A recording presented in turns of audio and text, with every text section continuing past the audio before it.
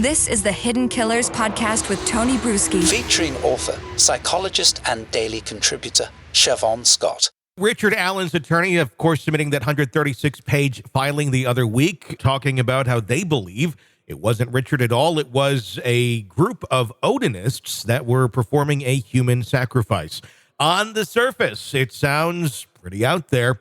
I know you've had a chance to dive into this over the last week since all this dropped. What have you found out, Shavaun, and what are your thoughts now that you've had a chance to absorb what Odinism is and what their claims are? Well, a lot of different ways to look at it. I think overall, we have to realize that Odinism is not structured or organized in any way. There's no specific canon of beliefs, no leaders. They don't have regular, Sunday meetings or any kind of church gatherings or anything like that.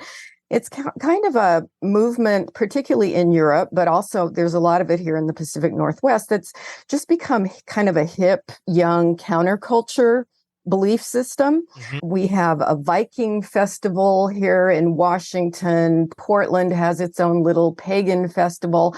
And these are typically people that you would see as, they're called LARPers, live action role players, people who really like to dress up in costumes and watch a lot of Viking shows on TV.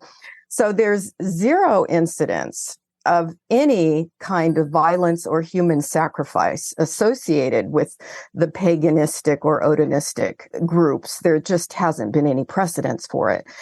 And it certainly seems a creative way to throw some doubt into the situation. The attorneys did their homework. I mean, they really came up with a rather, what would we say, intensely thought out structure for this alternate plot that they came up with.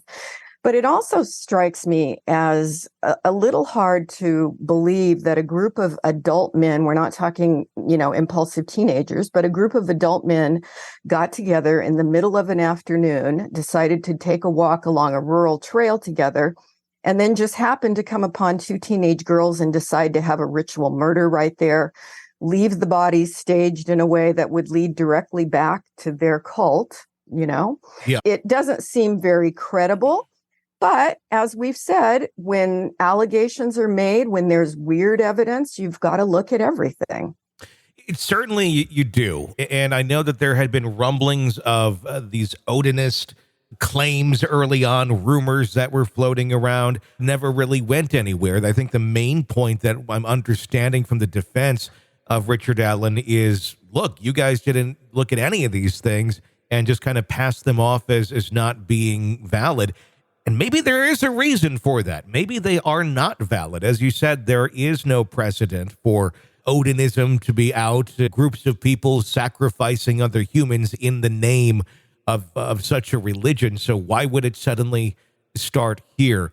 But I also think for Richard Allen, on his point, the grounds that he's been arrested and charged on are also fairly weak. Aside from that confession that he made to his wife, but the claims of it being under duress, I don't know. It's still all very confusing to me. Yeah, it is an interesting case. Horrible, of course, but interesting. And I'm really curious to see the 43 seconds of video, what all is on that video. Mm-hmm. It does strike me from that little, second and a half that has been released of the man walking on the bridge. It sure could be him. Mm-hmm. There's enough of a similarity that would fit, but there's got to be a lot more on the rest of that video. And I'm assuming that at some point we'll all be aware of what that is. There's been speculation that there's more than one voice on that video where it's talking about, go down here, the line that's said in it.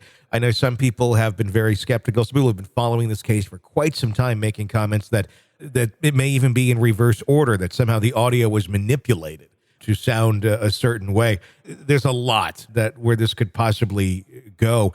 It's interesting how this was presented way before a trial, way before it even starts. It's pretty much like their whole defense layout.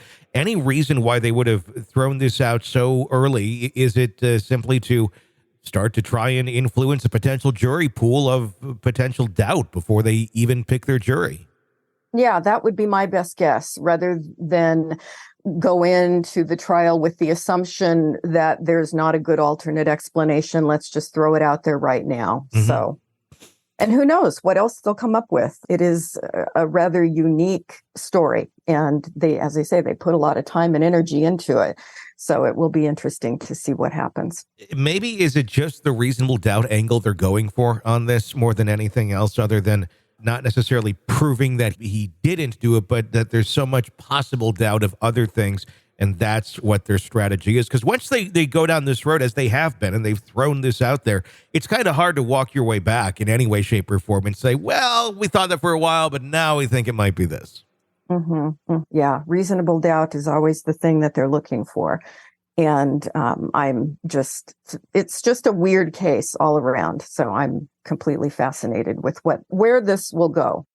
You're consuming the Hidden Killers podcast. Want more? Start binging on all of our true crime podcasts right now through Apple Podcasts and get an ad-free experience when you sign up to be a True Crime Today Premium Plus member exclusively on Apple Podcasts. More of the Hidden Killers podcast dropping soon. Press subscribe now.